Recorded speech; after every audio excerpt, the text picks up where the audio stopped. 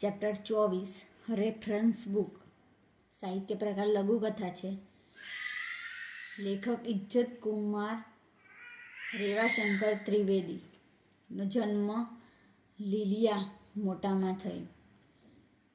એમના હાસ્યલેખ સંગ્રહમાં મોનાલિસા, હળવે હાથે.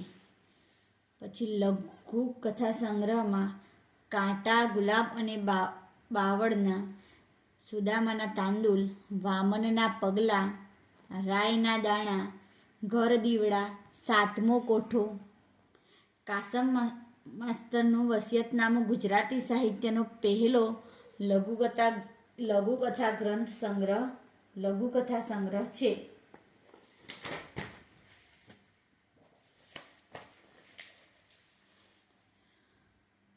પ્રશ્નોમાં પ્રશ્ન 1, રેફરન્સ બુક લઘુકથામાંથી પ્રગટ થતું બાનું રેખાચિત્ર આલેખો.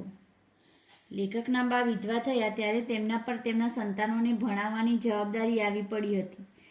તેમણે પારકા દળના દણીને, કોઈના કપડાં ધોઈને, પારકા વાસણ ઉટકીને તેમના દીકરા દીકરીને ભણાવ્યા. દીકરો નિશાળેથી ઘેર આવે ત્યારે એક પળી ભરીને તાજું દૂધ પાતી. તે નિશાળમાં શું શીખ્યો તે પૂછતી. પછી પારકા કામ કરવા નીકળી જતી. શેઠિયાઓને ઘરેથી જે કાંઈ વધેલું ઘટેલું ખાવાનું મળ્યું હોય તે બંને સંતાનોને ખવડાવતી. તેમને ખવડાવ્યા પછી જે કાંઈ વધ્યું હોય તે પોતે ખાતી. દીકરો ફાનસના અજવાળે વાંચતો હોય ત્યારે દીકરાની પાસે બેસીને બજર ઘસતી. તે અભણ હતી, પણ દીકરાને ભણાવવાની ખૂબ ઈચ્છા હતી. કોઈ એકાદ પુસ્તક દીકરાએ વાંચવા ન લીધું હોય તો તેને પૂછતી. દીકરાનો જવાબ સાંભળી તેની ચિંતા દૂર થતી. દીકરો મેટ્રિકની પરીક્ષા આપવા જતો ત્યારે બા 2 પૈસા ઉછીના ઉધાર કરીને સુકનની લાપસી રાંધતી. બાએ મૃત્યુ વખતે પોતાના સાડલાથી દીકરાના આંસુ લૂછીને દિલાસો આપ્યો હતો. આમ આ લઘુ કથામાં બાનો પોતાના સંતાનો માટેનો નિર્વ્યાજ પ્રેમ વ્યક્ત થયો છે.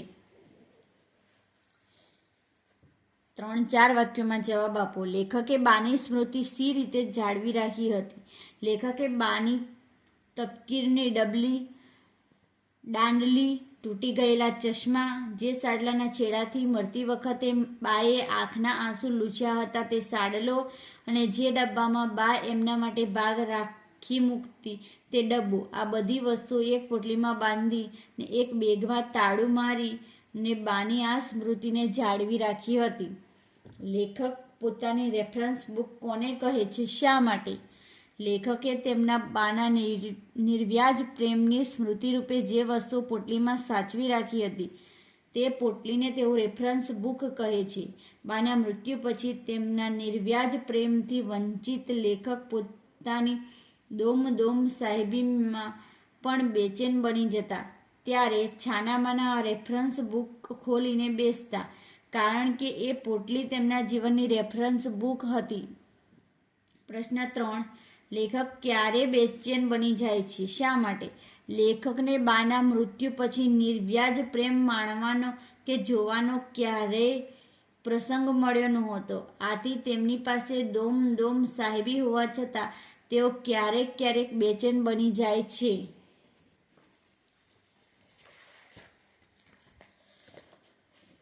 પ્રશ્ન 4, લેખક અને તેમના પત્ની એકબીજાને અબુધ શાથી લાગતા હતા? લેખક અને તેમના પત્ની એકબીજાને અબુધ લાગતા હતા કારણ કે પોતાના જીવનમાં બાની સ્મૃતિઓની પોટલી કેટલી મહત્વની છે એ લેખક તેમની પત્નીને સમજાવી શકે તેમ નહોતા, અને તેમના પત્નીની સમસ્યા એ હતી કે તે પતિનો પોટલી પ્રત્યેનો પ્રેમ સમજી શકે તેમ નહોતા. 1 વાક્યમાં ઉત્તર લખો. બાએ દીકરા દીકરીને કેવી રીતે ભણાવ્યા હતા? બાએ પારકા દળીને, કોઈના કપડાં ધોઈને કે પારકા વાસણ ઉટકીને તેમના દીકરા દીકરીને ભણાવ્યા હતા. પ્રશ્ન 2, બાએ લાપસી શા માટે રાંધી હતી? ઉત્તર, લેખક મેટ્રિકની પરીક્ષા આપવા જતા હતા એટલે બાએ 2 પૈસા ઉછીના ઉધાર કરીને લાપસી રાંધી હતી. પ્રશ્ન 3, લેખકના પત્નીએ તેમના બધા છોકરાઓને કયા માધ્યમમાં ભણાવીને મોટા કર્યા છે? લેખકના પત્નીએ તેમના બધા છોકરાઓને અંગ્રેજી માધ્યમમાં ભણાવીને મોટા કર્યા છે. લેખક બેચેન બની જાય ત્યારે શું કહે છે? લેખક બેચેન બની જાય ત્યારે છાનામાના બેગ ખોલીને તેમના બાની સાચવેલી સ્મૃતિની પોટલી ખોલીને બેસે છે. 5. લેખક માટે સ્મૃતિની પોટલી શું છે? લેખક માટે સ્મૃતિની પોટલી એમના જીવનની રેફરન્સ બુક છે. હેતુલક્ષી પ્રશ્નો. રેફરન્સ બુક કૃતિનું સાહિત્ય સ્વરૂપ જણાવો. લઘુકથા. રેફરન્સ બુકને ગુજરાતીમાં શું કહે છે? સંદર્ભ ગ્રંથ. રેફરન્સ બુક કૃતિના લેખકનું નામ ઇજ્જતકુમાર ત્રિવેદી.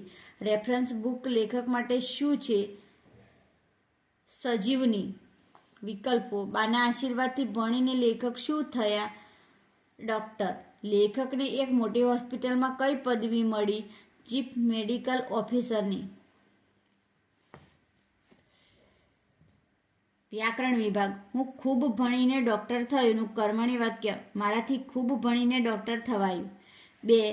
હું નિશાળેથી આવું છું નું ભાવે વાક્ય. મારાથી નિશાળેથી અવાય છે. 3. એમ કહીને મારાથી પોટલી ખોલવા બેસી જવાય છે ને કર્તરી વાક્ય. એમ કહીને હું પોટલી ખોલવા બેસી જાઉં છું. પછી વાક્ય પરિવર્તન કરો. હું ભૂલી ગયો છું નું પ્રશ્નાર્થ વાક્ય બનાવવાનું છે. હું ભૂલી તો નથી ગયો ને. 2. હું પોટલી ખોલું છું નું વિદ્યાર્થ વાક્ય બનાવવાનું છે. મારે પોટલી ખોલવી છે. 3. હું તેને કેમ સમજાવું નું સંભાવનાર્થ વાક્ય બનાવવાનું છે. હું તેને સમજાવી શકું તેમ ન હતો. પછી ખોટા પ્રત્યયો વપરાયા છે, સુધારીને લખવાના છે. તો હું 15 વર્ષનો થયો ત્યાં સુધી તો બા હતા. તો વર્ષનું નહીં પણ વર્ષનું. નિશાળથી હું આજે શું શું શીખ્યો તે પૂછતી. તો નિશાળથી નહીં પણ નિશાળમાં. આમ ગાંડાના જેમ વારે ઘડીએ બેસી રહો છો. તો ગાંડાના નહીં પણ ગાંડાની જેમ. પછી અર્થભેદ. બુક એટલે ચોપડી અને બુક એટલે કોળિયું. પછી વાજ એટલે કંટાળેલું, હારેલું અને વ્યાજ એટલે નાણાં વાપરવા બદલ મૂળ રકમ ઉપર આપવો પડતો વધારો. પછી સમાનાર્થી શબ્દ. અબુધ, અણસમજુ, મૂર્ખ, નિર્વ્યાજ, શુદ્ધ, નિસ્વાર્થ, કુટુંબ, પરિવાર, કબીલો.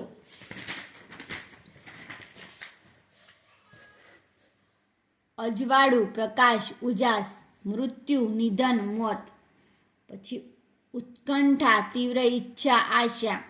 પારકા, પરાયા, બીજાના. ઉટકવું, માંજવું, સાફ કરવું. અવસર, પ્રસંગ, મેળાવડો. દાંડલી, દાંડી અને દાંડી. પછી વિરોધી શબ્દ લખવાનું છે. વાક્યનો અર્થ ન બદલાય રીતે. મારી સાથે કામ કરવાની તેમણે ઈચ્છા દર્શાવી હતી. તો મારી સાથે કામ કરવાની તેમણે અનિચ્છા દર્શાવી નહોતી. પ્રશ્ન 2. પારકા છોકરાને મેનાબા પોતાના છોકરાની જેમ સાચવે છે. પારકા છોકરાને મેનાબા પારકા છોકરાની જેમ થોડા રાખે. 3. તે હંમેશા પ્રથમ હરોળમાં બેસે છે. તે ક્યારેય છેલ્લી હરોળમાં બેસતો નથી. 4.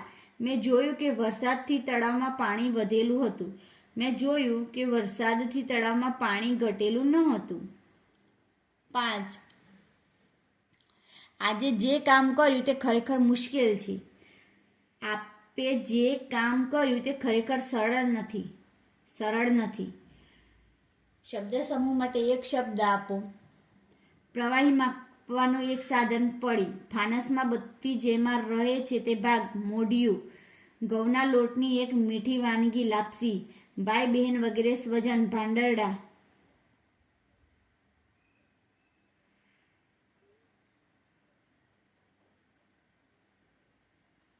તળપદા શબ્દોના શિષ્ટ રૂપ આપો.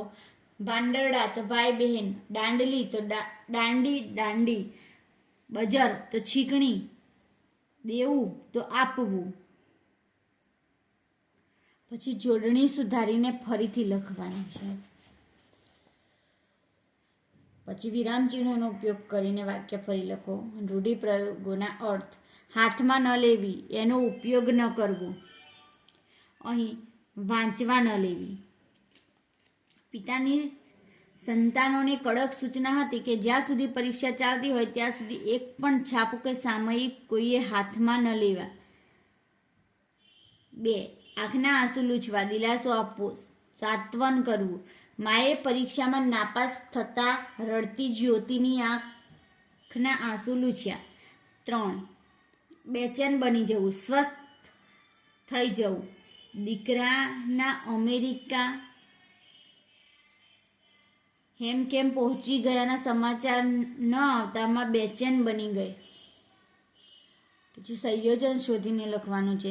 રાત પડે ત્યારે શેઠિયાઓના ઘરેથી વધેલું ઘટેલું ઢાંકી ઘરે આવતી. તો જ્યારે ત્યારે બાની ઈચ્છા એવી હતી કે હું ખૂબ ભણીને મોટો માણસ થાવ. તો કે